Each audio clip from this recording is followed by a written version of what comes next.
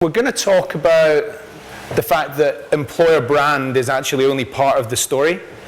80% of people don't care about your employer brand. They're not interested. And they're not interested because they're not in the market. But many of the people you want to recruit are within that 80%. So Liam's going to talk first of all about some of the things that he's been doing at Weetabix, and then kind of onto a kind of challenge, and I'm going to talk about, kind of address that challenge slightly. So over to you. Yeah, so I have seen recently a fantastic quote about what's an employer brand.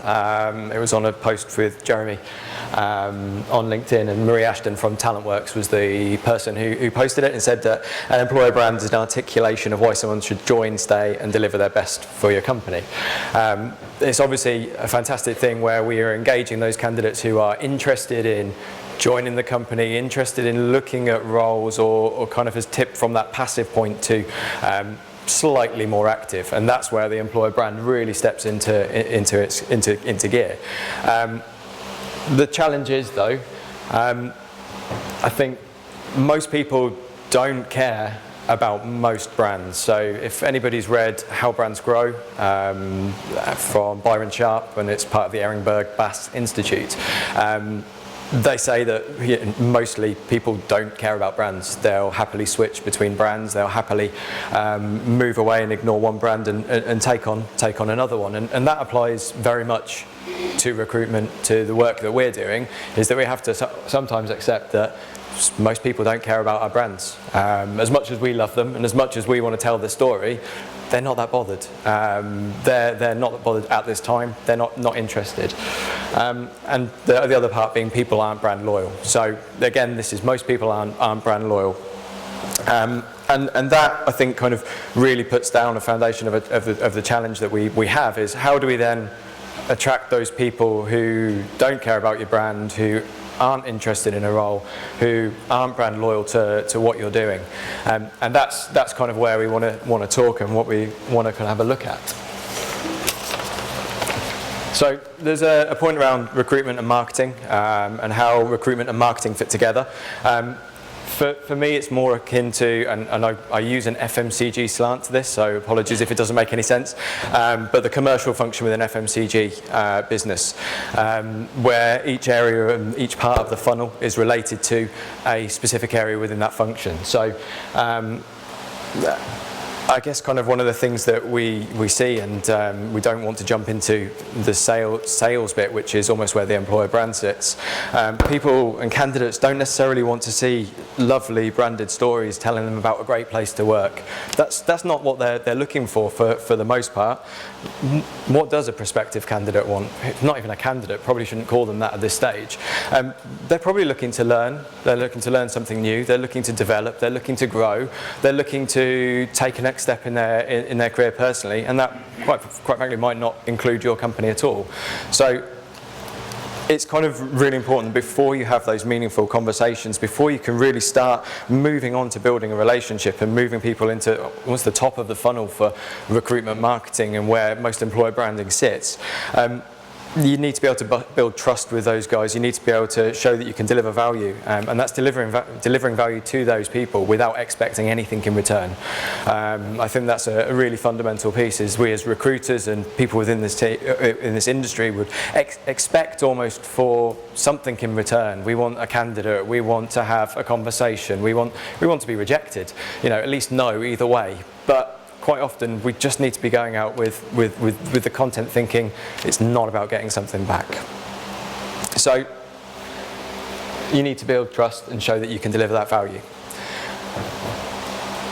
So that analogy that I was talking about in terms of a commercial function is very small, so apologies about that. The category management is where I'm saying that is kind of the workload. They're the impartial experts that work with the customers before we start really going into any sales at all. They're all about neutrality.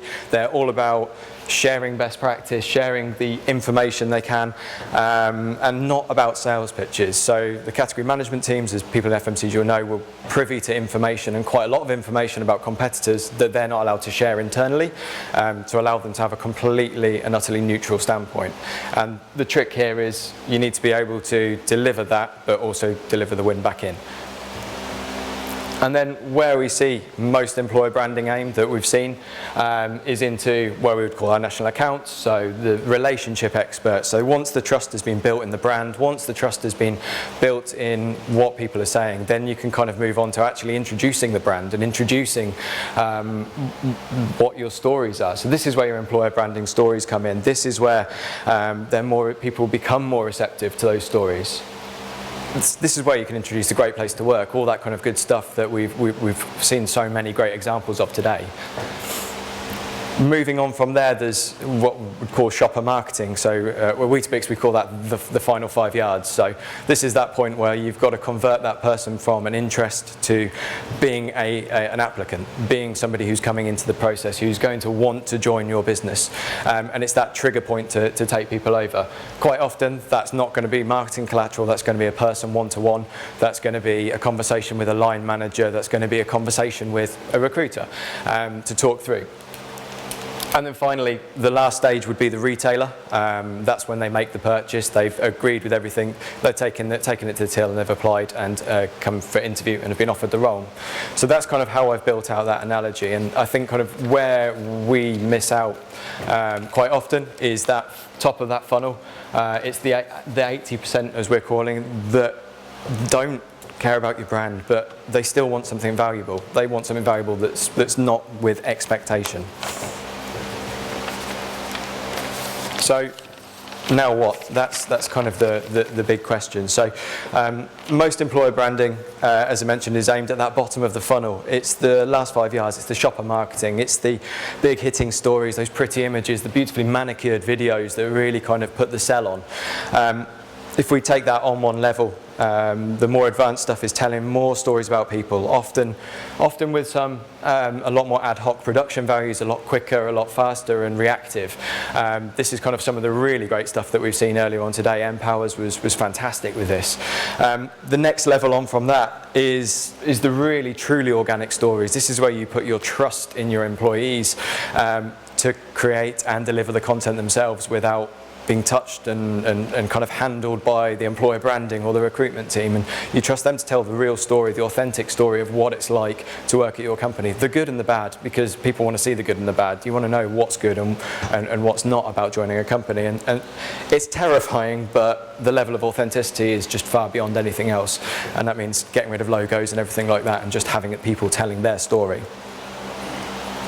So the big question is, how do we then target the rest? So if I look back at, I guess, 18 months or so that I've been at Weetabix, a quick show of hands, please. Have you heard of Weetabix?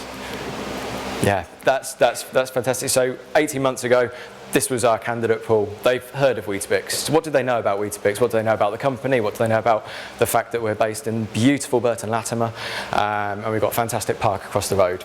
They didn't know any of that. They knew nothing. This is where our employer brand came in. So we didn't have that consistency. We had no tone of voice. We had no structure behind what we were doing. Candidates didn't know who we were, what we stood for, and internally we were massively reactive. So it's fair to say our agency usage was through the roof, and we've changed that. We've brought in the brand to kind of start telling that stories to those people that are starting to be in the market, they're starting to engage and starting to look. So we've brought in that employer brand. We've now seen kind of a 60% swing from agency usage to direct. So we're massively more self-reliant when it comes to recruitment, which obviously as recruiters is the best news possible.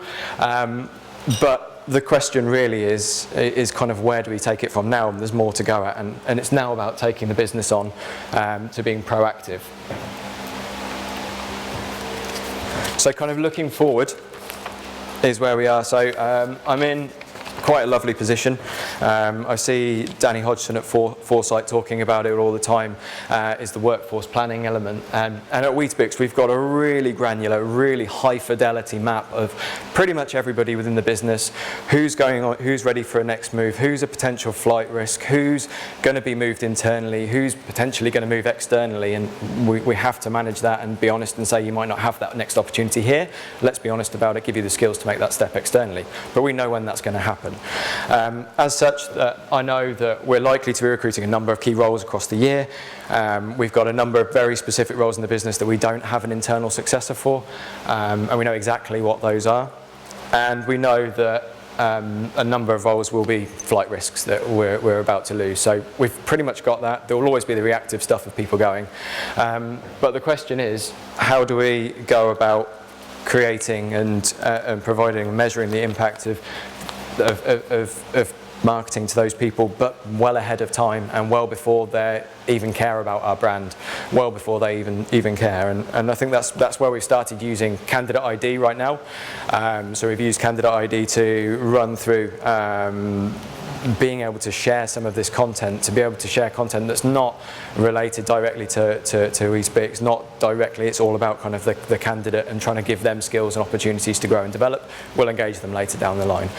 Seen some fantastic results, and I think kind of one of the favourite things that we got from one of the campaigns we did, which was just a bit ad hoc, was we sent an email out which was around bright sparks and how you need to have those sparks to really kind of create growth within a business. Unfortunately, one of the candidates who came back to us had not had a great experience with Weetabix at an interview. The previous hiring manager had been in the same lift as him and made a disparaging comment without realising it was the candidate.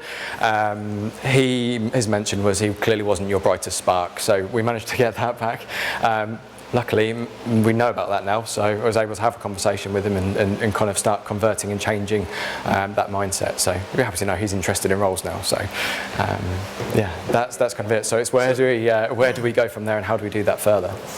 I've done a lot of study on neuro-linguistic programming, and one of the kind of signals that you've built rapport with somebody is that they're talking the same language as you, as in using the same words, as that guy obviously was, even though he was saying somebody wasn't the brightest spark.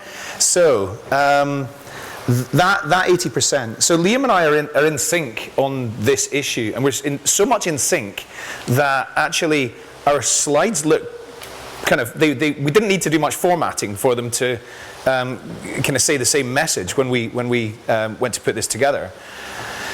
So the 80%. And it's great to be in a position where you know, where you have consensus that talking to those 80% in advance is something that people are committed to inside your business. So we think about it in terms of what Liam said is about giving people things without expecting anything in return. I describe it as content is a currency. When you share things with people that are useful for them, that are going to help them get ahead in their career, then in return you generate goodwill. When you generate goodwill, people start to take more interest and they start to come down the funnel. So I'm going to talk just a little bit about some of this nurture map, I call it. I believe there's 4 stages in terms of a candidate's journey, which are awareness, education, consideration, and application. Education, so we'll start with the easy bit. Anybody that's thinking about your business as an employer, they're in the education phase. The content for them is things like talent brand, EVP, career-focused events, mission, vision, and values, corporate social responsibility. That's all the employer brand content. Interestingly, actually, some of you probably don't think about some of that content as employer brand content, but it is. Corporate social responsibility, vision, mission, and values, those kinds of things. We think about the next phase, the consideration phase, as I consider that the kind of roll the red carpet out phase. So in terms of distributing content to people at that stage, it might be things like an invite to come in and meet the team, a personalized career vision, a personalized video message from the hiring manager. On our last roundtable, we were talking about personalized messages, or we were talking about hiring managers and doing a lot more video. They say that 30 seconds of video creates more engagement than 30 static pages, web pages. So video is just vital. Now, the bit that I really want to focus on, however, is the very top of the funnel, the awareness stage. That's where over at least 80% of people are. So the kind of content that we would recommend that you share with people at this stage, it's things like industry insights, talent development kind of content, career advice, invite them to networking events, an introduction of the hiring managers to make them famous with those talent pools. Maybe a little bit about employer news, but the general rule of thumb is if it's going to be useful for those candidates, then it's going to generate goodwill. And more of them are going to be interested in your business, and more of them are going to come down the funnel sooner than they otherwise would have done. The result of that is increased quality of hire, or certainly increased quality of shortlist. So yeah, the education phase, I call that's the employer brand phase. The consideration phase, that's rolling out the red carpet. And then the awareness phase, that's reaching the 80%. Some of you are employer brand specialists or recruitment marketing specialists. Some of you are talent acquisition generalists. For those people that are in recruitment marketing or talent attraction or employer brand, I think you can achieve a lot more influence generally than you currently are in terms of owning the talent pipe, if you call it. Here's a few examples of things that we've done.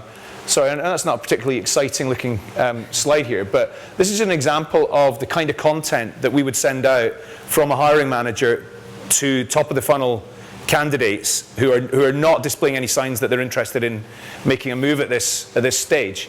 So in this example, it's from the group marketing director at Weetabix, and it's just an acknowledgement of thanks, we've connected on LinkedIn at some point, and then it comes on to here's just some of the things that we think about at Weetabix.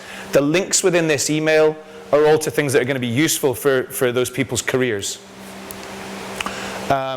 Couple of the examples of things that we've shared here. Doing things the Weetabix way, which is the company's purpose and principles. Another one's a bit about the company's history. A lot of people say to me, a lot of like heads of talent acquisition say, we don't have any of this kind of content. You do, you've got loads of it. And I'd be very surprised if you don't have loads of great top of the funnel candidate nurture content. It's probably all over your website. It's probably all over the internal talent development kind of stuff. All of that, those training materials on how to create an amazing salesperson, that's all brilliant top of the funnel talent nurturing for sales candidates, for example. Here's another example, just awesome. If I can click on this, hopefully it'll work. Right, Lloyds Banking Group. They've got this website, lloydsbankinggroupdigital.com. It's almost nothing to do with recruitment. It's all top of the funnel stuff. It's about the projects that they're working on, transformation, innovation, but it's social impact, and then stories, people's stories. There's a bit about careers, but most of it is top of the funnel content. We noticed in a large campaign that we did about a year ago in digital transformation, over 30% of the people who responded to this talent attraction campaign in digital transformation mentioned, I had no idea the amazing projects that you're doing in a bank, and I didn't think a bank was doing these kinds of things. Some of them referenced you must have some pretty big budgets because that's some amazing cool projects you're working on. And it really changed people's perceptions. These people were people who preferred to work, who were really thinking about, I want to work at Google or Facebook or somebody like that. So that went a huge way towards changing perceptions and increasing, significantly increasing candidate attraction. A couple of other examples from some other businesses. Unilever. Our position on, it's to do with corporate social responsibility. Cisco's kind of mantra about being global problem solvers. That's not this is not recruitment content. It's not been created as recruitment content. Tesco's being a great employer, that's really been created for corporate social responsibility purposes. And then Facebook. There's some really good examples in here. You'll get a copy of these slides, so you'll be able to click through to these. Okay. So how can you extend your reach so that you get to those 80%? Here's the first thing I think that's really, really important. Thinking about, I believe that in recruitment, a lot of people are quite guilty of thinking about their talent pool as being the people who want to work, are telling them they want to work for them right now. But I think we should be thinking about it more in terms of the total addressable market. So if I am responsible for tax recruitment at EY, then my total addressable market is every qualified tax person in the areas that I'm serving. So trying to build the total addressable market is a slightly different, a slightly separate conversation. It's more of a sourcing kind of issue. But I think once you've got that, you've got a really, really powerful opportunity. Our software allows us, it's what we call talent pipeline software. It allows us to automatically understand who's at what stage in the funnel so that the content they're getting is appropriate for whether they are absolutely bang on ready for a job now and they want to work for your business, or whether they are not displaying any signs that they're looking for a job. So you can automatically identify who's at what stage. And from a actual recruiting perspective, the big benefit in there is that you're able to filter your entire talent pool based on an engagement score, and you can see exactly which candidates are hot right now. So your time to shortlist is reduced by 70%. In terms of talent pipelining, I've kind of touched on this already. Reduction on time to shortlist is massive, and therefore the cost to shortlist as well, obviously, because there's far less human time needed to do that sourcing work. Impact on quality of hire. If you can bring your total addressable market into your sphere of influence, and you can start to bring them down the funnel. The more people you bring down the funnel, naturally, the higher the quality of the better choice you've got when you get to the shortlist stage. And then, as Liam mentioned, it wasn't the exact words, but what I call total independence. So almost no reliance on anything that, external.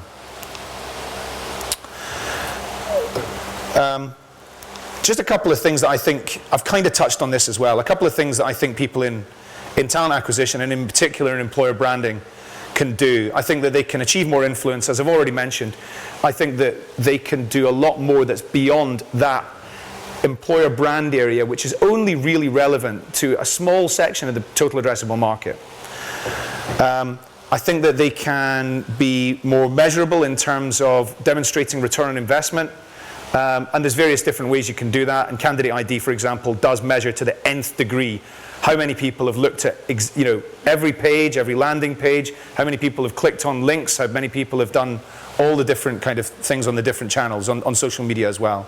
And then I think that because of this opportunity, people in recruitment marketing or employer brand can really own the pipeline right down to the stage of interview. I hope that's been useful. I'm conscious we've gone on a couple of minutes extra than what we were meant to. Totally unlike us. Yeah, I know, exactly. Does anybody have any questions?